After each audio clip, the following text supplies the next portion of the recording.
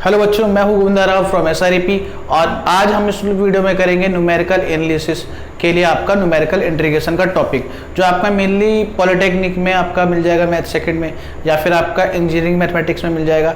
बहुत ही आसान टॉपिक हैगा, बहुत ही सिंपल टॉपिक हैगा। देखिए, इसकी जरूरत क्यों पड़ी न्यूमेरिकल इंटीग्रेशन की। कुछ फंक्शन ऐसे होते हैं डेफिनेट इंटीग्रेशन के अंदर जिनका हम इंटीग्रेशन नहीं सोल्व कर सकते इंटीग्रेशन मेथड से, ठीक है, मगर हम उसका सॉल्यूशन बाय न्यूमेरिकल इंटीग्रेशन से निकाल सकते हैं, क्योंकि इसके अंदर हम लोग जो इंटीग्रेशन करते हैं उसमें हम लोग सम का यूज़ करते हैं, वैल्यूज़ का सम करके हम लोग उस इंटीग्रेशन की वैल्यू निकालते हैं। तो उसके बेसिस पर आपका आंसर नियर बाय आंसर आ जाता है उसके एग्जैक्ट सॉल्यूशन के जो आपका होता है, ठीक है ना। तो आपके बेसिक इसके अंदर एक तो ट्रेपेजॉइडल रूल हैगा, एक सिम्पसन 1/3 रूल हैगा आपका, एक सिम्पसन 3/8 रूल हैगा और एक आपका वेडल रूल हैगा। ये 4 रूल हैंगे, तो हम इस वीडियो में आपके 4 रूल कवर करेंगे। तो सबसे पहले इसके अंदर टॉपिक हम लोग देखते हैं सिम्पसन 1/3 रूल, ट्रेपेजॉइडल रूल, ठीक है ना।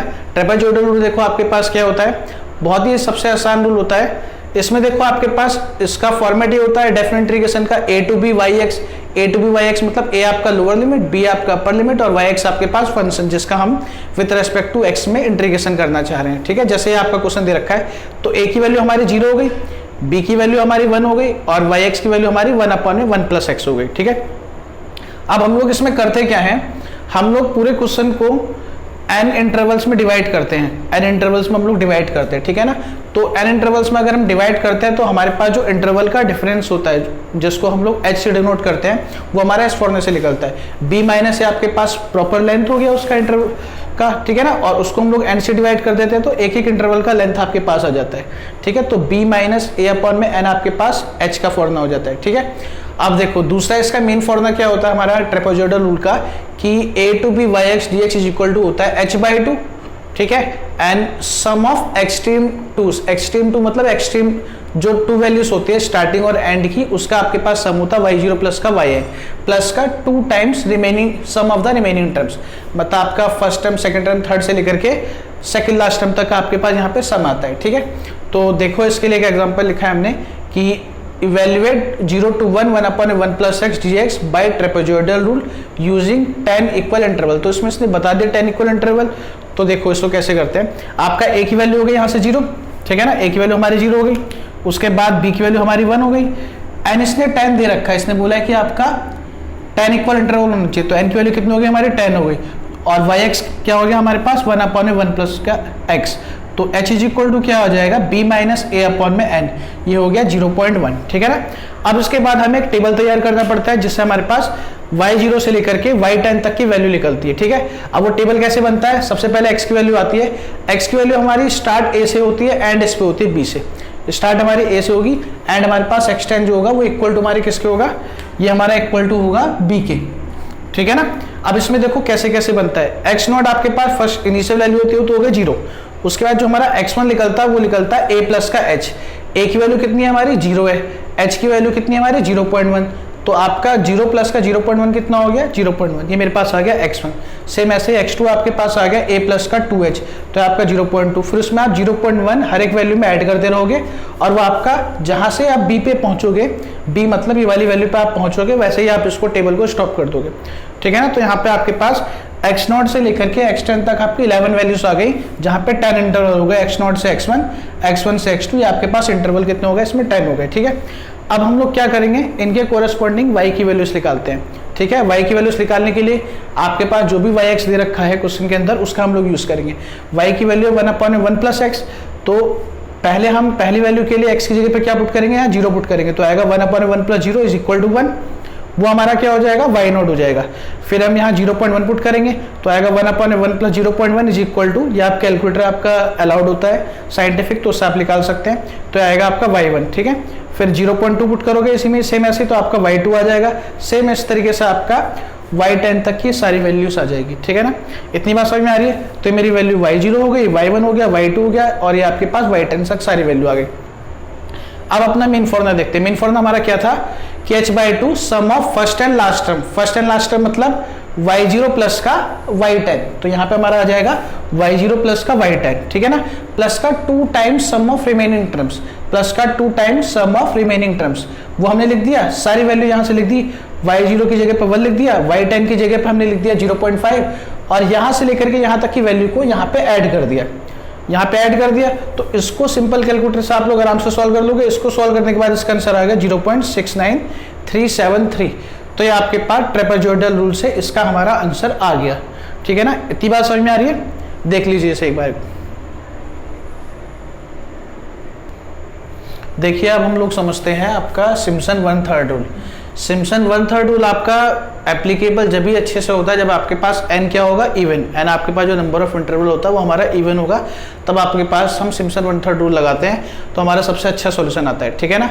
ये रूल क्या कहता है, ये रूल हमारा कहता है कि जब हम इंटीग्रेशन करेंगे तो यहाँ पे आपका आएगा h/3 इज इक्वल टू वही फर्स्ट टर्म प्लस का लास्ट टर्म प्लस का, उसके बाद आपके पास आता है 4 times sum of the remaining odd terms 1 y1 y3 y5 y7 ये सब आपके पास टर्म आएगा, प्लस का 2 times sum of remaining even terms. यहाँ पे इवन टर्म्स आएगा y2 y4 से लेकर के yn माइनस का 2। देखो अगर आपके पास n इवन होगा तो n माइनस का 2 भी आपके पास इवन होगा, और यहाँ पे आपके पास n माइनस का 1 ऑड होगा, तो इसलिए मैंने यहाँ पे ऑड वाले में n माइनस 1 लिया है, इवन वाले में n माइनस का 2 लिया है, ठीक है। उसके बाद आपका आता है सिम्पसन 3/8 रूल। 3/8 रूल आपके पास क्या कहता है, ये अप्लाई कब होता है जब आपके पास n क्या हो, मल्टीपल ऑफ 3 हो, जब हम इसे अप्लाई करते हैं, ठीक है। यहाँ पे आता है 3h/8 और sum of extreme terms plus का 2 टाइम्स आपके पास आएगा sum of the terms multiple of 6, मतलब y3 प्लस का y6 से ले y9 प्लस का y12 से लेकर के इस तरीके से आपके पास सारी टर्म आएगी, प्लस का 3 time sum of remaining terms यहाँ पे आएंगी। यहाँ पे हमारे पास क्या आएगा, सम ऑफ रिमेनिंग टर्म्स आएंगी सारी, मतलब जो भी यहाँ पे आ चुकी होंगी वो टर्म यहाँ पे नहीं आएंगी, बची हुई टर्म सारी आएंगी, ठीक है ना। फिर आपका आता है वेडल रूल। वेडल रूल वैसे पॉलिटेक्निक में नहीं होता, आपका बीटेक में होता है। वेडल रूल कब अप्लाई होता है, जब आपका n क्या होता है, मल्टीपल ऑफ 6। मल्टीपल ऑफ 6 होता है तो हमारे पास इसका फॉर्मूला होता है 3h/10 y0 प्लस का 5 y1 y2 प्लस का 6 y3 y4 प्लस का 5 y5, ठीक है ना, प्लस का y6। आपको ऐसे याद रखना है, यहाँ 5 आएगा, फिर 6 आएगा, फिर 5 आएगा। ये आपका पैटर्न थोड़ा सा ध्यान रखना, बाकी सबका तो अच्छा पैटर्न है, इसका थोड़ा याद करने में आपको देखना पड़ेगा, ठीक है ना। अब इसके बेसिस पे एक एग्जांपल देख लेते हैं। एग्जांपल में आपको क्या दे रखा है कि evaluate 0 to 6 limit 1/1 plus x square dx by using Simpson 1/3 rule, Simpson 3/8 rule और वेडल रूल, ठीक है ना। तो इसका सॉल्यूशन देखते हैं। ये आपके पास हो गया 0 to 6, मेरे पास a की वैल्यू 0 हो गई, b आपके पास 6 हो गया, y मेरे पास क्या हो गया, यहाँ से y हमारे पास आ गया 1/1 प्लस का एक्स स्क्वायर, ठीक है। अब उसके बाद हम लोग क्या करेंगे, टेबल बनाएंगे। h तो निकल गया आपका b माइनस a/n, h आपके पास कितना आ गया, 1 आ गया, क्योंकि आपके पास 0 to 6 था ना। अगर मैं इसको 6 पार्ट में डिवाइड करूंगा तो मेरे पास बहुत इजीली सिंपल लिमिट्स आ जाएगी, इसलिए हमने इसको 6 में डिवाइड किया है। और 6 में डिवाइड करने से देखो फायदा भी क्या आएगा कि आपका वो इवन भी हो गया, वो मल्टीपल ऑफ 3 भी हो गया, मल्टीपल ऑफ 6 भी हो गया, तो इसमें तीनों के तीनों रूल आपके अप्लाई भी हो सकते हैं। तो देखो इसको जब हमने सॉल्व किया तो मेरे पास यह आ गया x0, यह आ गया x1, ये x2, ये x3, यह आपका x4, ये x5 और ये आ गया हमारा x6, ठीक है ना। उसके बाद आपके पास ये आ गया yx में आपके पास हो गया y1 y0, ये y1, ये y2, ये y3, ये y4, ये y5, ये y6, ठीक है ना। ये आपके पास सारी वैल्यूज हो गई। अब हमारा सबसे पहला फर्स्ट पार्ट है सिम्पसन रूल। सिम्पसन रूल का फॉर्मूला क्या होता है, first term plus last term, तो y0 प्लस का y6, y0 प्लस का y6 first term plus last term, plus का 4 टाइम्स इसमें क्या लेना है, मुझे 4 टाइम्स लेना है सम ऑफ ऑल टर्म्स, तो y1 प्लस का y3 प्लस का y5, प्लस का क्या लेना है 2 times sum of even terms, remaining even terms, तो रिमेनिंग y2 प्लस का y4। यहाँ y6 नहीं लेंगे क्योंकि वो मेरा एक्सट्रीम वैल्यूज में आ चुका है। जो वैल्यू हमारी एक बार आ जाती है उसको हम लोग दोबारा नहीं यूज करते, ठीक है ना। फिर इन सबकी वैल्यू पुट कर दी, y0 आपका ये रहा 1, y6 आपके पास ये रहा 0.027। वैल्यू तो आप लोग देख देख के बड़े आराम से पुट कर सकते हैं, ठीक है ना, बस फॉर्मूला लगाना आना चाहिए।